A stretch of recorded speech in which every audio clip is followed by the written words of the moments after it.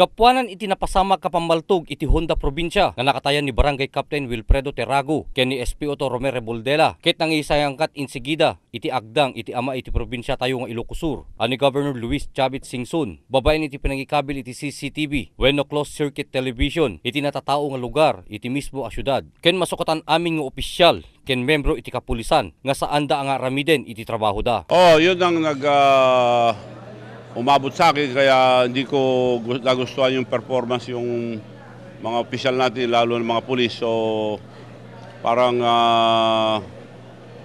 nagising kami na may mga nangyayari na hindi namin nalalaman dahil trabaho ng pulis yan, kanya-kanya kami trabaho. May trabaho kami lahat pero ang peace and order should be the police.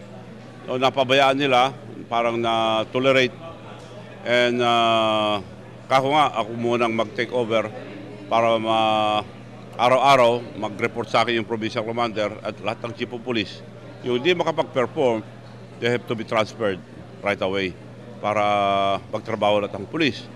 Kasi napapansin ko parang nagpabaya na rin ang mga police natin dahil nga Nakuna pa iti gobernador tayo nga awan met iti problema maipapan iti kapulisan ngem pabayada lang iti trabaho so nga adda mai-schedule nga agrobing ken mai-assign kada kanto ken kasapulan nga mamammo dagiti kapulisan iti publiko nga agapo iti region wenno krame ken dagiti met saan nga mangtungpal iti trabaho da akas pulis ket mai-transfer da no kasapulan ket Mindanao kapwanan ta adumet iti managgundaway nga membro iti kapulisan. So data ti impatangken nga bilin iti gobernador tayo kadagiti membro iti kapulisan. Depende, acting muna siya, depende kung kaya niya.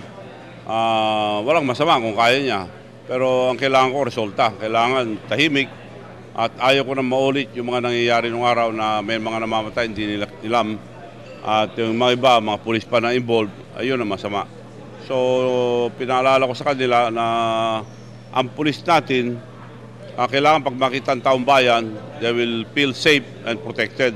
Hindi yung kinakatakutan sila.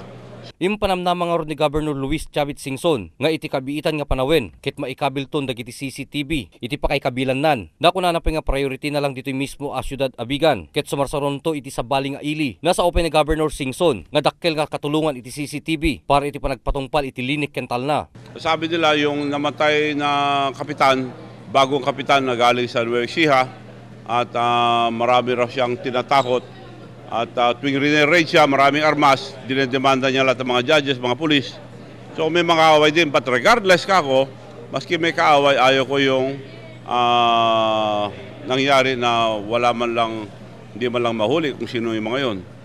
So may mga rason sila, yung mga incident na yan, may rason, pero yung pagkapatay yun ang ayaw ko.